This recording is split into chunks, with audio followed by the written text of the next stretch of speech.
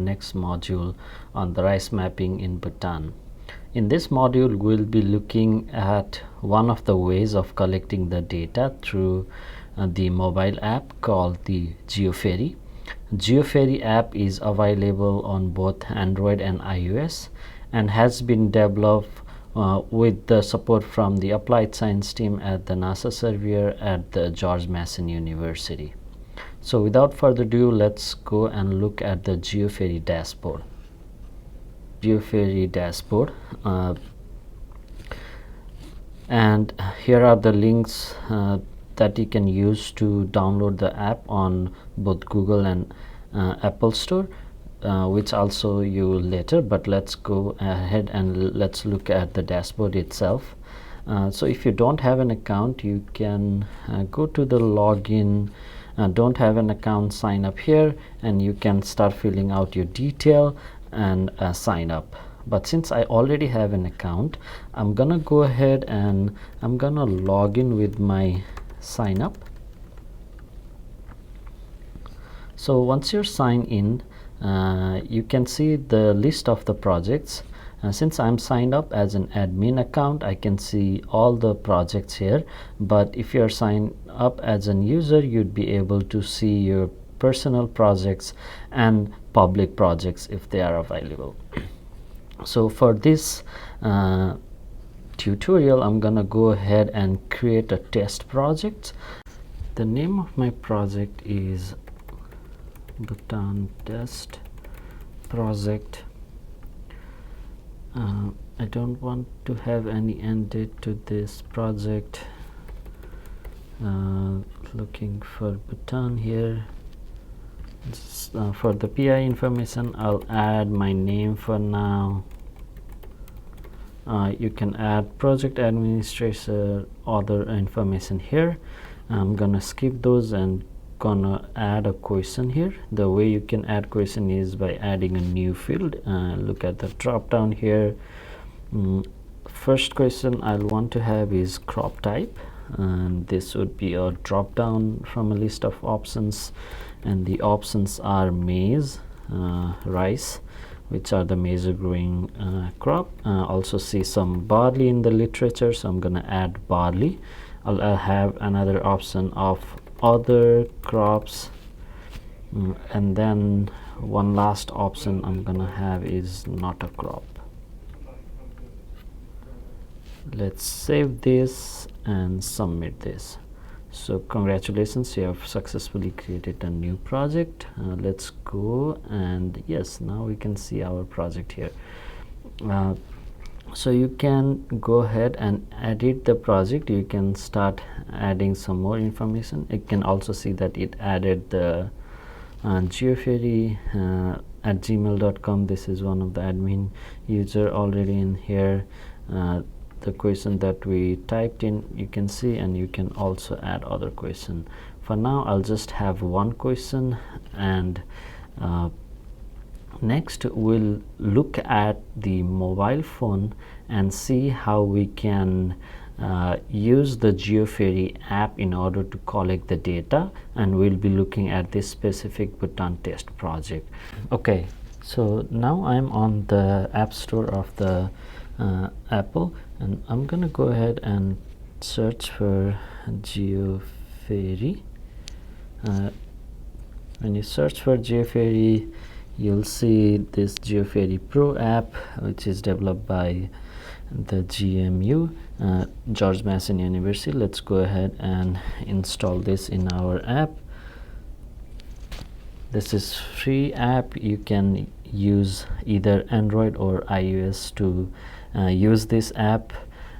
It's completely free and looks like it's been installed. Let's go ahead and open this app. When you first open this app, you'll see a loading screen, and it will also ask to use your location, since you'll be using the phone location in order to collect the sample points. I'm gonna go ahead and do allow once for now.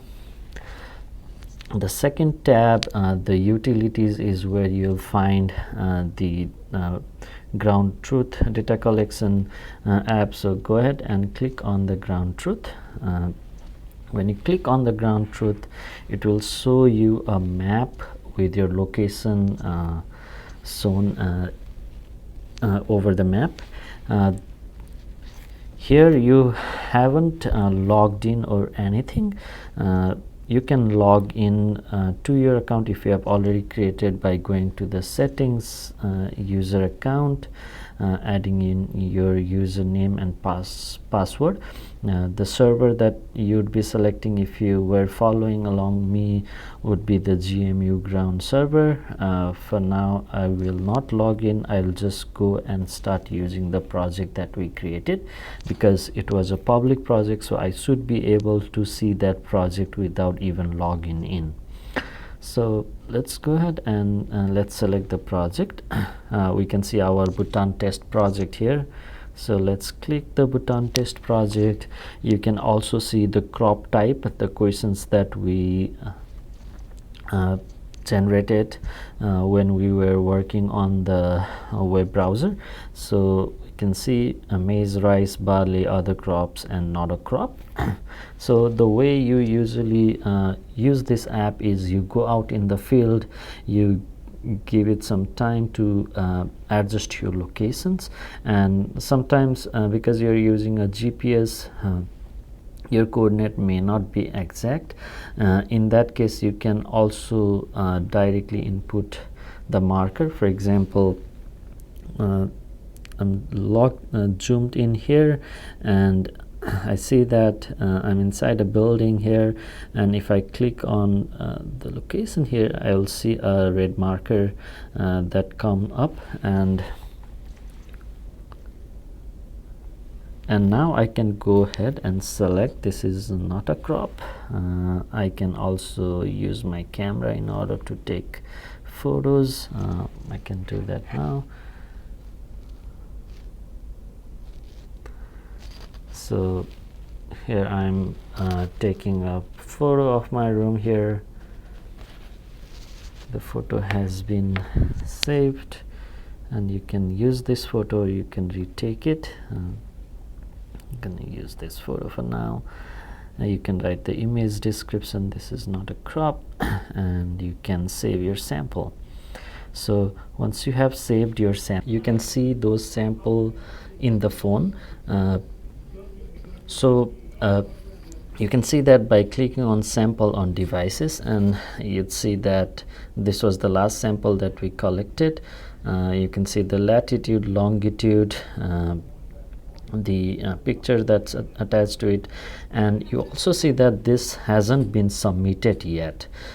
So you can repeat this process. You can go out in the field, you can collect all the data throughout the day, come back to your office at the end of the day. You can check and verify that you have what you were collected, like you don't have any erroneous data or anything on the sample. Once you have verified all your samples are correct and that it has all the information that is needed, you can go ahead and click submit to server. So once you click submit to server, your samples will be automatically sent to the server, and you should be able to collect as much data as you want in this way. And all your collected data through the Geofairy app, now you can go ahead to the web version and the project dashboard that we looked at the beginning of this video, and we can download those data sets and then start improving our ACES maps. So downloading all those data, formatting them in a correct format, as well as uploading that to the Google Earth engine and using that to improve your rice maps would be our next video, so stay tuned for that video. So I hope this video was helpful for you to understand how you can use Geofairy in order to collect your ground sampling.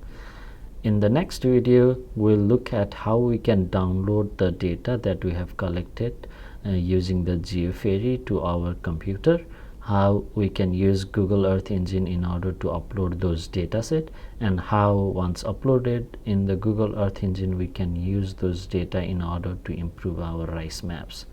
So stay tuned for the next video. I'll see you all in the next one. Thank you.